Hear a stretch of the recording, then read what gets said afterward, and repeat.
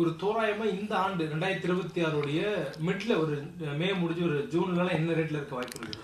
ஏற்கனவே ஒரு 15 நாளுக்கு முன்பு நாங்கள் கணிக்கும் போது இந்த வருடம் இறுதிக்குள் ஒரு சவரன் 1.5 லட்சம் ரூபாயாகவும் 1 கிலோ வெள்ளி 4 லட்சம் ரூபாய் வரும்ன்றதை நாங்கள் கணித்தோம். ஆனால் அதெல்லாம் தாண்டி 5 லட்சம் ரூபாய் 1 கிலோ இந்த வருடத்திலேயே வந்துடும். அதே போல் இந்த வருடம் மத்தியில் பார்த்தீங்கன்னா 1.5 லட்சம் ரூபாய்ங்கிறது இந்த வருடம் இறுதியில் இல்லை, இந்த வருடம் மத்தியிலே அது வந்து 1.5 லட்சம் ரூபா வந்துடும். ஸோ இதெல்லாம் இந்த விலை உயர இந்த வேகம் செல்லும் பட்சத்தில் நிச்சயமாக தங்கம் மற்றும் வெள்ளி நாம் எண்ணிக்கூட பார்க்க முடியாத அளவுக்கு பெரிய அளவில் வந்து இருக்கும். புரிந்து கொள்ள முடியுது சார். தனிநபர்கள் மாறி முதலீட்டாளர்கள் மாறி இப்போ அரசுகளே வாங்க ஆரம்பிச்சிச்சுங்கிறத புரிஞ்சுக்க முடியுது. சில்வருடைய ஏற்றம் வந்து தங்கத்தை விட இன்னும் வேகமாக இருக்குது. என்ன காரணம்? அதாவது வெள்ளியின் மீது முதலீடு செய்தவர்களுக்கு தங்கத்தின் மீது முதலீடு செய்தவர்களை விட கூடுதலான லாபம் வந்து வெள்ளி ஈட்டி தந்து கொண்டிருக்கிறது. வெள்ளி ஒரு முதலீட்டு பொருளாகவும் அதே நேரத்தில் பல தொழில்களுக்கு அது ஒரு மூலப்பொருளாகவும் இருக்கிறது. அதாவது வெள்ளியினுடைய மொத்த பயன்பாடில் 20% மட்டுமே நம் மக்கள் வந்து பயன்படுத்தக்கூடிய பொருள்களாக உள்ளது. மீது 80% தொழிற்சாலைகளுக்கு மூலப்பொருளாக பயன்பட்டு வருகிறது. அதுக்கு நிறைய இருக்குது. எலக்ட்ரானிக் வெஹிக்கிள்ஸ் ஆகட்டும், லித்தியம் பேட்டரி, இல்லை சோலார் பேனல், ஏரோநாட்டிக்கல், எலக்ட்ரானிக் எல்லா டிவைஸும் நம்ம கையில் வச்சுருக்க மொபைலில் கூட பார்த்திங்கன்னா 2 கிராம் வெள்ளி இருக்கும். ஸோ நம்மளுக்கு தெரியாது 2 கிராம் வெள்ளி நம்மளுடைய மொபைலுக்குள்ளே இருக்குது. இப்படி எல்லா இடத்துலையுமே வெள்ளியினுடைய தேவை இருக்குது. வெள்ளியினுடைய தேவை நாளுக்கு நாள், அதாவது இந்த விஞ்ஞான வளர்ச்சி, அறிவியல் வளர்ச்சியின் காரணமாக பெரிய அளவில் வந்து புரட்சி ஏற்படும். அப்படிப்பட்ட ஒரு புரட்சி ஏற்பட்டால் அந்த புரட்சியானதனுடைய வெள்ளியினுடைய தேவை இன்னும் அதிகரித்து கொண்டு தான் வரும். அதனால் தான் சொன்னேன், ஏற்கனவே பெரிய அளவில் வந்து முதலீடுகள் வந்து கொண்டிருக்கின்ற வெள்ளியில் தொழிற்சாலைகளான முதலீடுகள் நிறைய வந்து கொண்டிருக்கிறது. இப்படிப்பட்ட சூழ்நிலை எல்லாம் ஏற்படும் பட்சத்தில் தான் வெள்ளியுடைய விலை உயர்ந்து கொண்டு வருகிறது.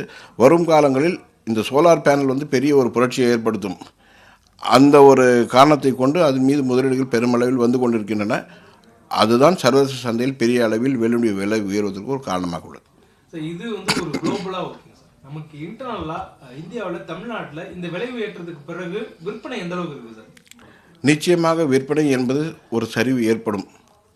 ஏனென்றால் மக்களுடைய மனநிலை இந்த விலை உயர்வு நீடிக்குமா, இல்லை இதே விலை தான் இருக்குமா, அல்லது இன்னும் விலை உயருமா, விலை குறையுமா, இப்படி எல்லாமே பெரிய சந்தேகங்கள் இருக்கும். அப்படிப்பட்ட சூழ்நிலை வந்து இன்னும் வந்து ஒரு இடத்துல போய் அது வேலை போய் ஒரு இடத்துல ஸ்டாண்ட் ஆகணும்.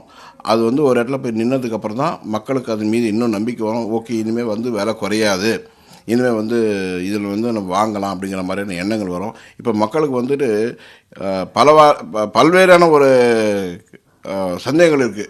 இன்னும் விலை ஏறுமா, இல்லை ஏறின விலை மறுபடியும் குறைஞ்சதுக்கப்புறம் வாங்கலாமா அப்படிங்கிற ஒரு மனநிலையெல்லாம் இருக்குது. அதெல்லாம் மாறுவதற்கு சில காலமாகும்.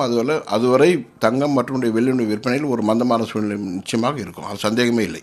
நீங்கள் இப்போ சொல்லும்போது அந்த கேரட்டுடைய டவுனிங் சொன்னீங்க சார். 9 கேரட் 18 கேரட் இதெல்லாம் வாங்கக்கூடிய நுகர்வு அதிகமாக இருக்குது. இன்னும் டைமண்ட்ஸில் பயன்படுத்திட்டு இருந்தால் சில ரேரான இடங்களை பயன்படுத்தி போக இப்போ அவங்க மொத்த ஆர்னமெண்ட்ஸுமே 18 கேரட் 9 கேரட்டில் கொடுக்கறதுக்கு வராங்க.